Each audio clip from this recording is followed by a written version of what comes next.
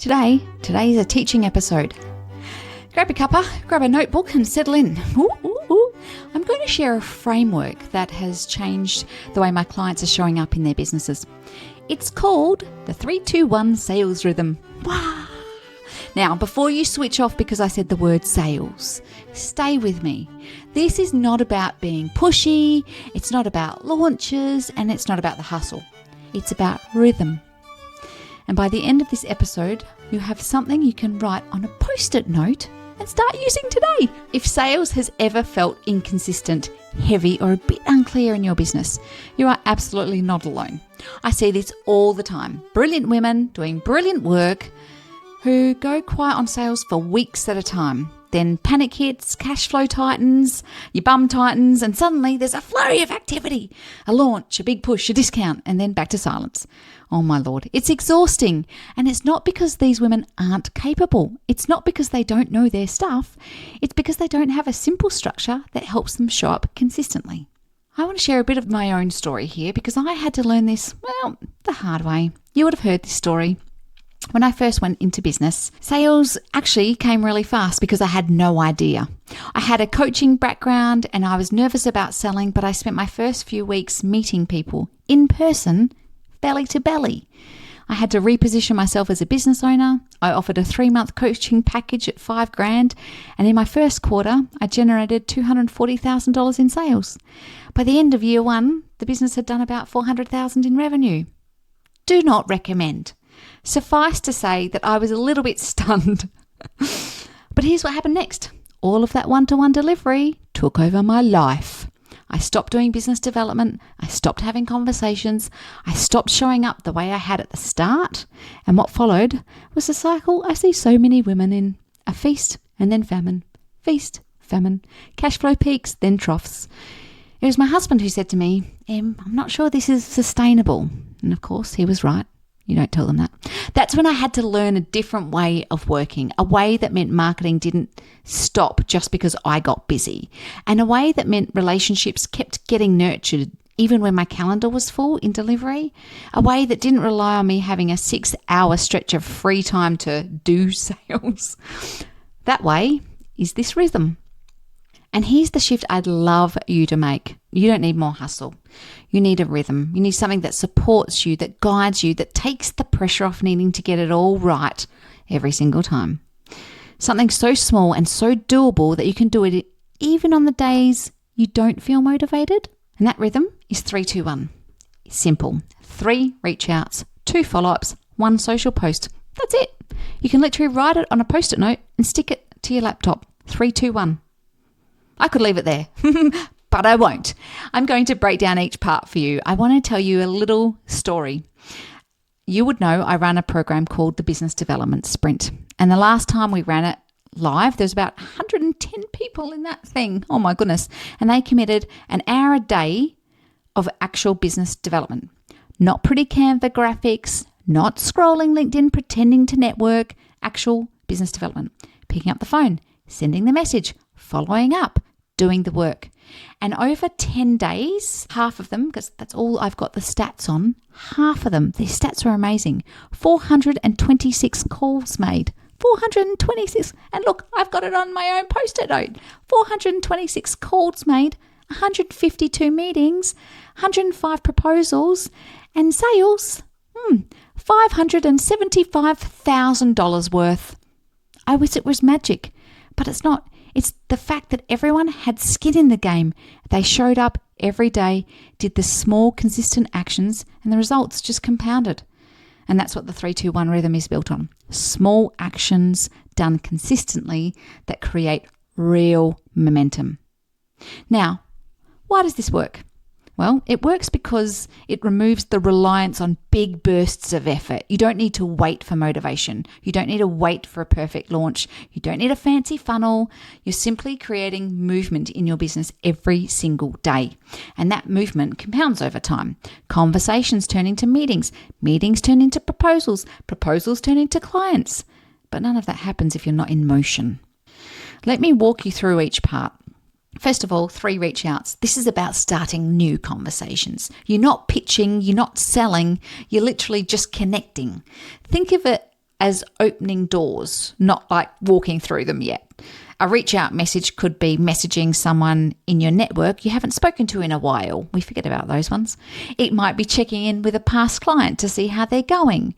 It might be asking for an introduction or a referral. It could be sending a thinking of you note to someone whose work you admire. It could be reaching out to someone you met at an event last month. 3 people. That's all. And you can do that in 15 minutes. Prove me wrong, please. Now, I want to be really clear here. A reach out is not a sales pitch. It is not a, hi, I'd love to jump on a call to tell you all about myself. It's not that kind of message. They go straight in the bin or the delete button, right? When you've received them. A reach out is human. It's curious. It's warm. It's, hey, I was thinking about you and that project you mentioned last time. How did it land? Or I saw your post about hiring. Congrats. How's it going? Or I'd love to introduce you to someone in my network who I think you'd really gel with. That's not that hard, is it? You're making a deposit in a relationship, not a withdrawal. Number 2 follow-ups. This does feel a little bit uncomfortable for some people, right?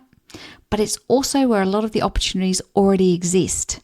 Think about it. Someone who said, maybe next month, or someone you had a great conversation with at an event, or someone who downloaded your freebie 6 months ago and they've been watching your emails, a prospect who went quiet after a proposal.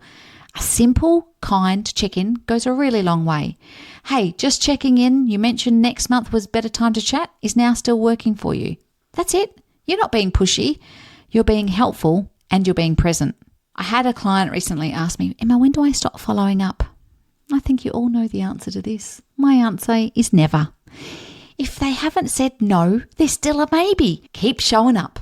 And here's a little framework if follow-up feels a little bit too hard, right? We talked about SBI in our last episode, and I want you to think about that in that context, right? So the situation is last time we spoke, you mentioned wanting to start in quarter 2. Behavior. Now I'm reaching out because that timing's coming up. Impact. I've got 3 spots opening in my calendar and wanted to make sure you had first option. It's clear, it's kind, and it's not pushy, and it gives them something concrete to respond to. 1 social post. This is about staying visible. You don't need to be everywhere. You don't need perfect content. You don't need to be on every single platform. The goal is simply to remind people that you're here and how you can help. A small win, a lesson, a helpful tip, something of value, something you noticed this week, a behind the scenes moment. 1 post, done. And listen, I want to call something out here because I send a lot of emails about this. Making pretty Canva graphics is not business development. I'm sorry, it just isn't. And I see this a lot. Designing a beautiful Instagram tile and then sitting back waiting for clients to roll in is also not business development. Business development is conversations. Business development is humans talking to humans. The social post is the visibility piece. It supports the conversation, but the conversations, that's the work. So if you find yourself spending 2 hours on a graphic and then 0 minutes reaching out, you've got the ratio backwards. Let's flip that. Now, you might need a permission slip. And I want to give that to you. This does not need to be perfect. It does not need to take hours. It does not need to feel polished. It just needs to be done. We're aiming for consistency, not perfection.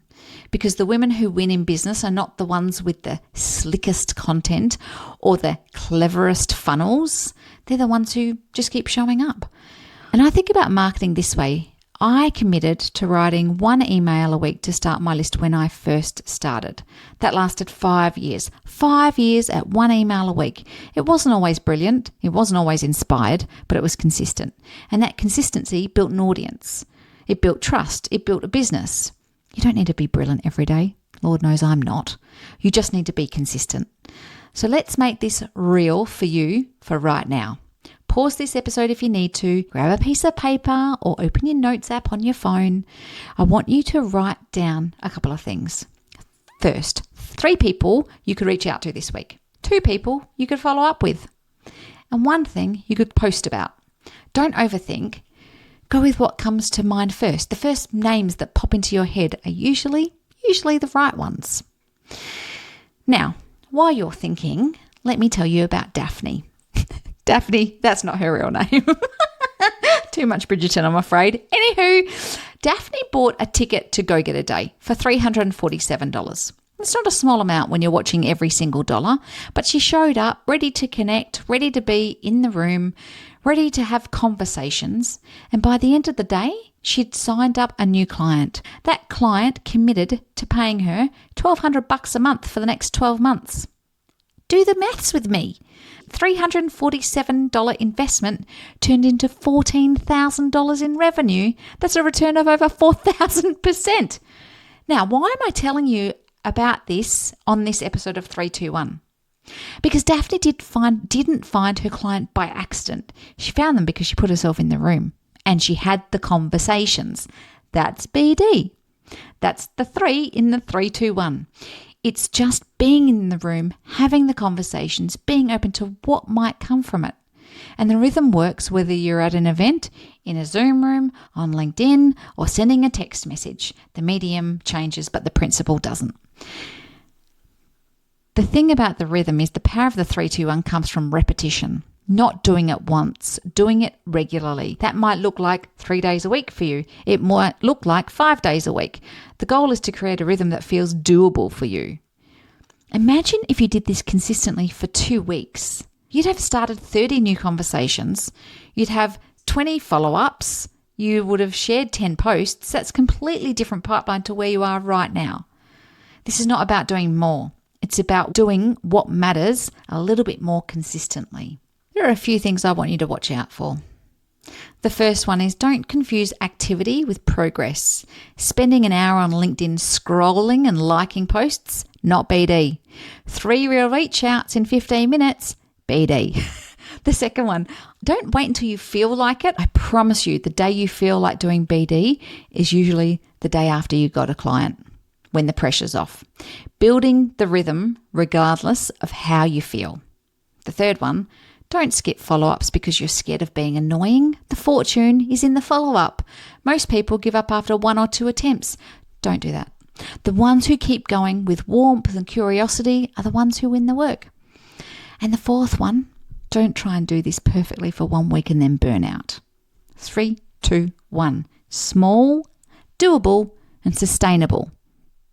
And of course, I want to hear how you go. Of course I do. And before I wrap up, a quick word about the next step. What we've talked about today is simple, but simple doesn't always mean easy to do on your own.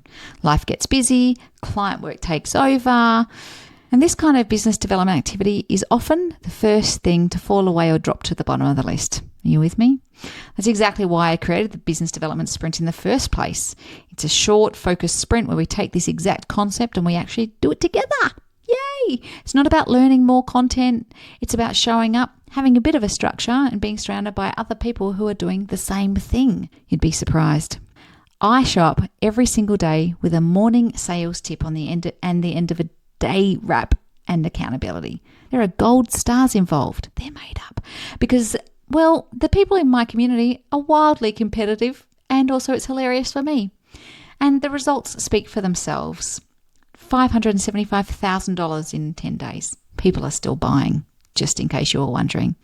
There is no pressure at all. But if you need this, we've got the BD Sprint Live and the BD Sprint On Demand and a whole community of women cheering you along with gold stars. Whoop, whoop. What could be better? The link is in the show notes if you'd like to join us. Either way, take the 3-2-1 and run with it. Because you don't need to change everything. You just need to keep showing up. 3 reach outs, 2 follow-ups, 1 social post. That's your rhythm. That's your momentum. That's how conversations turn into clients. One last thing before I go. If you take nothing else from this episode, take this. You are never too busy for sales.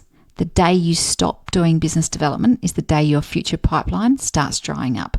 Even when you're full. Even when you're delivering, even when client work is taking everything you've got. Keep the rhythm. 3-2-1. Thanks so much for joining me today. I hope you found this episode useful, and I reckon you should share it with someone who needs a little kick up though. Thanks so much. Thanks for listening to Tea with the Queen. If you've enjoyed this podcast, please leave a rating and review on Apple Podcasts. It really does help to get the word out. For more about me, please visit emmamcqueen.com.au, and I look forward to your company next episode.